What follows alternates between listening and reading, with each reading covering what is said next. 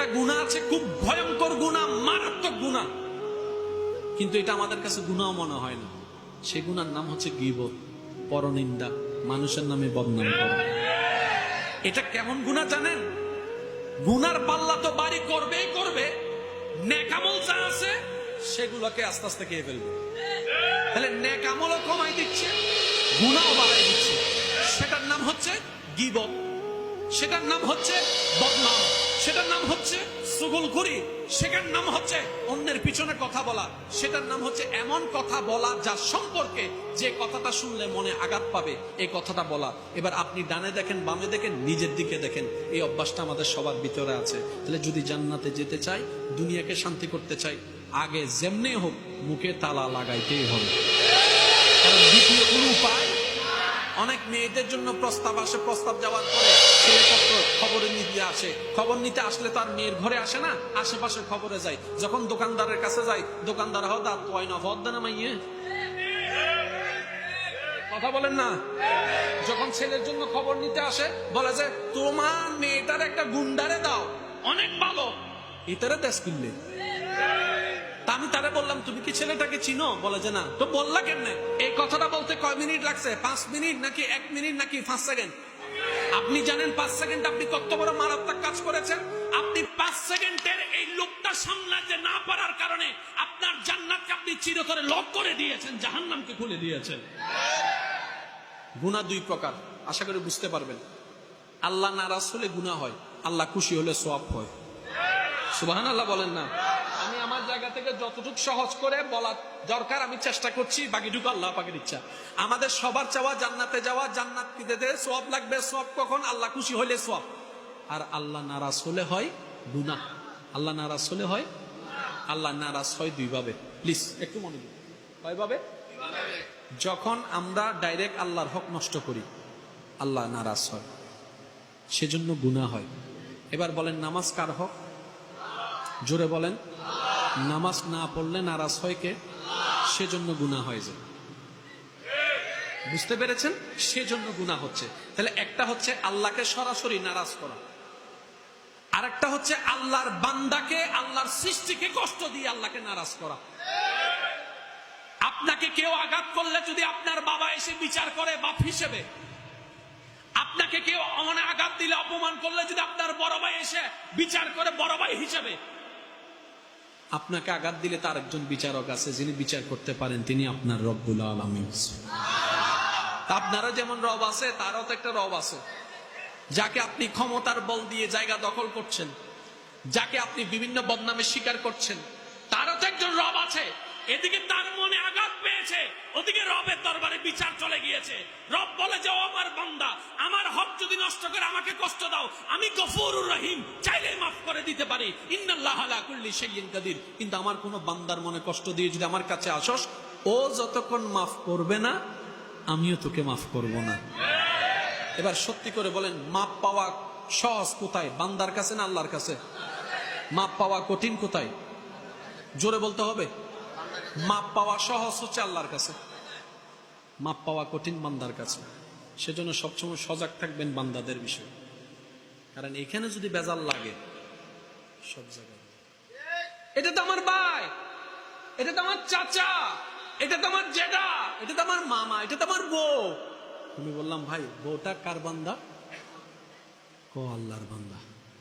ভাইটা কার বান্দা? ক আল্লাহর বান্দা। এই ফেঁসে জায়গায় আপনি আমি যদি সবাইকে পরিচয়ের কথা পিছনে ফেলে রবের দিকে তাকাই, চিন্তা করি এটা আমার রবের বান্দা, এটা আমার ভাই নয়, এটা আমার রবের বান্দা, এটা আমার বউ নয় শুধু, এটা আমার রবের বান্দা, এটা আমার চাচা নয়, এটা আমার রবের বান্দা, এটা আমার মামা নয়, এটা আমার রবের বান্দা, এটা আমার খালা নয়, আমার রবের বান্দা, দেখবেন আপনার জীবনটাই পাল্টাই যাবে। বান্দার প্রত্যেকটি এমন কাজ, যে কাজ বান্দা করলে রব খুশি হবে, এমন প্রত্যেকটা কাজের নাম ইবাদত। যদি বলি নামাজ, তাহলে 5 ওয়াক্তই শেষ। নফল যোগ করলেও কয় ঘন্টা হবে, সুন্নত যোগ করলেও আর কয় ঘন্টা হবে। কিন্তু আল্লাহ পাক বলছেন 24 ঘন্টা ইবাদতের জন্য বানিয়েছি তোকে। এবার বান্দা বলে মাওলা কিভাবে আমি 24টা ঘন্টা ইবাদত দিয়ে সাজাবো? জান্নাতে যেতে গেলে তো ঈমানের পরে নেক আমল লাগবে। আমি 24টা ঘন্টা আমি কিভাবে নেকামল দিয়ে সাজাবো? রব্বে করিম বলে, ও আমার বান্দারা শুনে রাখো। কষ্ট হচ্ছে আপনাদের? বৃষ্টি আসতেছে, শেষ করে দি। আপনারা ভিজতেছেন, আবার পরে অসুখ হইলে তার নামে বদনাম করিবেন। হদুজুরের ওয়াইজও যাই রে। আচ্ছা আমি আর 5 মিনিট আসি তোলে, তারপরে যাবি। হ্যাঁ 10 মিনিট ইতারা তো কেন বিজের দা হস্টর ফানলা জ্বর কিছু আন হাসে ফাটাই তো আয় জ্যাঙ্গরি গামি না তো জ্বরিবে বেশি দরকার। একবার বলেন মারহাবা, আর একটু জোরে বলেন মারহাবা। যার যত শক্তি আছে ইমানি আওয়াজ একবার বলেন মারহাবা।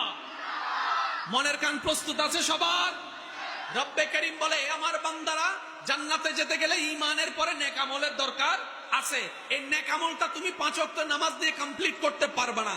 সেজন্য আল্লাহ পাক বলে, তোমার 24টা ঘন্টার কাজ কিভাবে ইবাদত ওয়ালা বানা যায়, সেজন্য আমি তোমাদের জন্য একটা নবী পাঠিয়েছি। সেই নবী হচ্ছে নবী রাহমাতুল লিল আলামিন। সুবহানাল্লাহ। এবার আমি প্রশ্ন করব, আপনারা একটু উত্তর দিবেন। এই 24টা ঘন্টার ভিতরে 5 ওয়াক্ত নামাজ আছে না নাই? এই 24টা ঘন্টার ভিতরে সবসময় রোজা, সবসময় রোজা, সবসময় যাকাত, সবসময় হজ, শুধু 5 ওয়াক্ত নামাজ আছে। এবার 5 ওয়াক্ত নামাজ 24 ঘন্টার ভিতর লাগে কয় ঘন্টা? 2 ঘন্টা। বাকি আছে কয় ঘন্টা? 22 ঘন্টা। তো 22 ঘন্টাকে আমরা ইবাদতে কিভাবে রূপান্তর করব? আল্লাহ দেখেন আমাদের জীবন কত সহজ করে দিয়েছেন, কিন্তু আমরা বুঝতে পারি না এই জিনিসটা। এই 24টা ঘন্টার ভিতরে ঘুম আছে না নাই? আর একটু জোরে বলেন, ঘুম আছে না নাই? ঘুমে যাওয়ার জন্য বিছানা আছে না নাই? ঘুমে যাওয়ার জন্য একটা নিয়ম আছে না নাই? এই 24টা ঘন্টার ভিতরে নাস্তা আছে না নাই?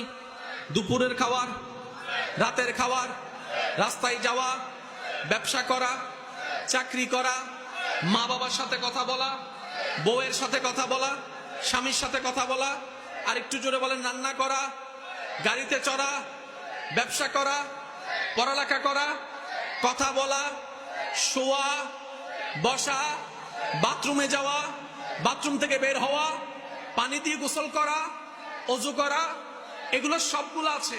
এখন এগুলাকে ইবাদত বানাবো কিভাবে? রব্বে করিম বলে, তোমাদেরকে একটা নবী দান করেছি, যে নবী হচ্ছে রাহমাতুল লিল আলামিন। চিৎকার দিয়ে বলেন সুবহানাল্লাহ। যে নবী হচ্ছে ওই নবী তোমাদের জন্য সহজ করে দিয়েছে আমি আল্লাহ ওই নবীর মাধ্যমে। সেটা কিভাবে? তোমার গোসলটা নবী রাহমাতুল লিল আলামিনের সুন্নত দিয়ে সাজাই দাও, তোমার ঘুমটা নবীর সুন্নত দিয়ে সাজাই দাও, তোমার ঘুমতে যাওয়া, ঘুম থেকে উঠা, নাস্তা করা, ব্যবসা করা, চাকরি করা, পড়তে যাওয়া, করতে যাওয়া, হাঁটতে যাওয়া, দোকানে বসা, চাকরি করা, মা বাবার সাথে কথা বলা, স্ত্রীর সাথে কথা বলা, স্বামীর সাথে কথা বলা, বন্ধুত্ব সম্পর্ক করা, ভাইয়ের সাথে কথা বলা, বোনের সাথে কথা বলা, বরের সামনে যখন যাবা, ছোটর সামনে যখন যাবা, প্রত্যেকটা পাঠকে আমার নবীর সুন্নত মোতাবেক সাজাই নাও, কাজে কাজ হয়ে যাবে, সোয়াবে সোয়াব হয়ে যাবে। এবার আসেন, তৃষ্ণা লাগলে কি খেতে হয়? জোরে বলেন।